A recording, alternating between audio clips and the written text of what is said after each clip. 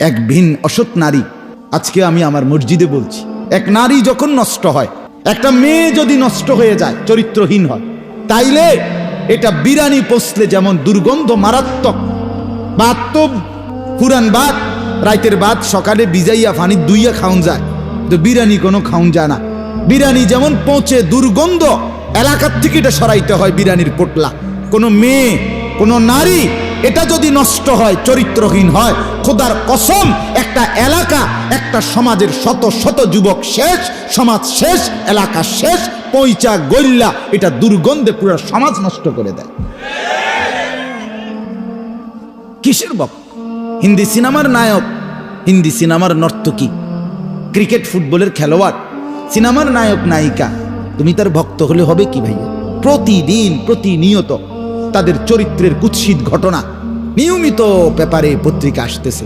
আজকে এটা আত্মহত্যা করে, কালকে এটা ঘুমের বড়িয়ে তৈরি খাইয়া বিদ্যালয়। হ্যাঁ, আরে এই যে কয়দিন আগে আইলো একটা নায়িকা ঘুমের বড়িয়ে তৈরি খাইয়া মরে যেতে লাগছে। এরপরে পত্রিকা এখন ধারাবাহিক আসতেছে, কতশো পুরুষের লগে উনার সম্পর্ক।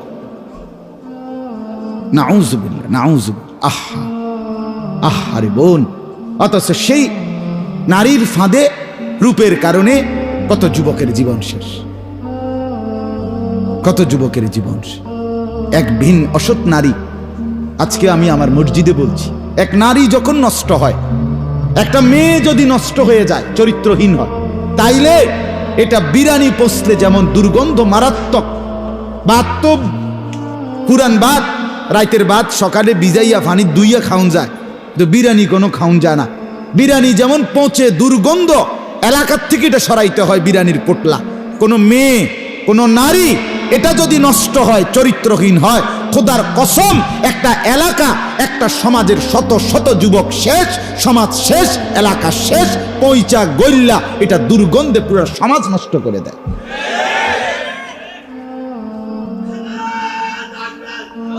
এটা খেয়াল করার বিষয়, এটা জরুরি, এটা জরুরি।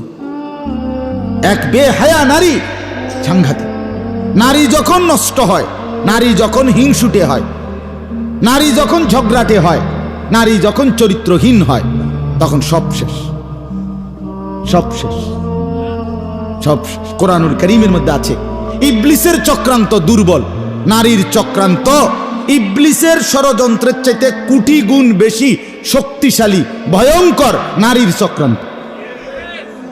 আর ঠিক না কইলেও ঠিক, মেয়েটা কোরআন শরীফের আয়া।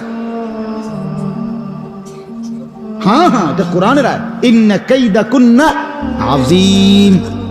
কোন বেড়ি যখন সিদ্ধান্ত নেয়, তুই বেড়া কেমনে তোর বাপের লগে মাল লগে ভাই বেড়াদর লইয়া থাকবি আমি দেখুম, এই শেষ। কথা বোঝেন নাই আপনি? কোন মেয়ে মহিলা যখন সিদ্ধান্ত নেয়, আমি তেজ আমাইরে তুই বেড়ারে আমি দেখাই দেব, চাই তুই কেমনে তোর মা বাপ লইয়া থাকস, এবার যে কোনো মূল্যে শেষ, পুরা ফ্যামিলি তছনছ। নারী যখন হিংসুটে হয়, নারী যখন ঝগড়াটে হয়, নারী যখন নিকৃষ্ট হয়, চরিত্রহীন হয়, বিশ্বাস করেন এটা পুরা সমাজ নষ্ট করে দেয়, পুরা ঘর শেষ করে।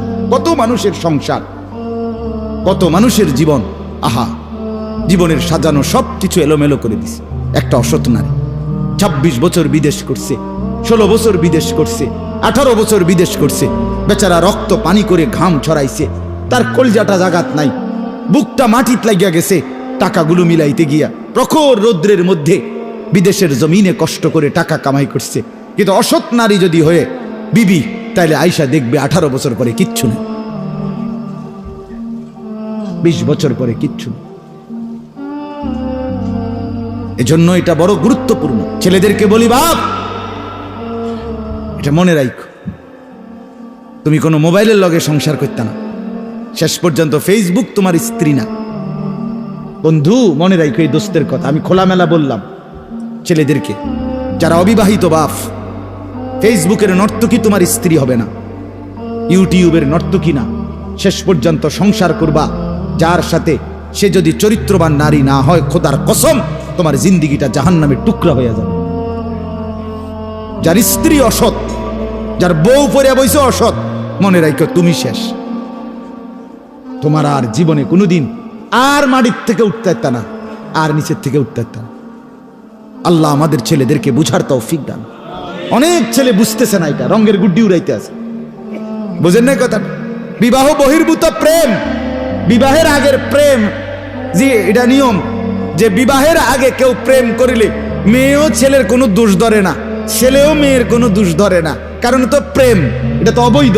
এই জন্য হ্যাঁ কেমন আছো, আচ্ছা এ কুয়া, বুঝেন না?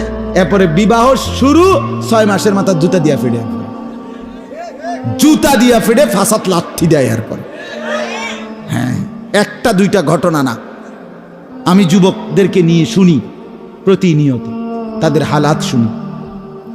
এই জন্য বন্ধু ঠইকো না, ঠইকবা, কষ্ট পাইবা, কষ্ট পাইবা। আমি বললাম কষ্ট পাইবা, কষ্ট পাইবা। পবিত্র নারী আল্লাহর কাছে চাও, কোরআনে আছে আল্লাহর কাছে দোয়া করতে বলছে আল্লাহ, মুমিন দোয়া করো, রব্বানা হাবলানা মিন আজওয়াজিনা ওয়া যুররিয়াতিনা কুররাতা আয়ুন, এটা দোয়া করতে কইছে।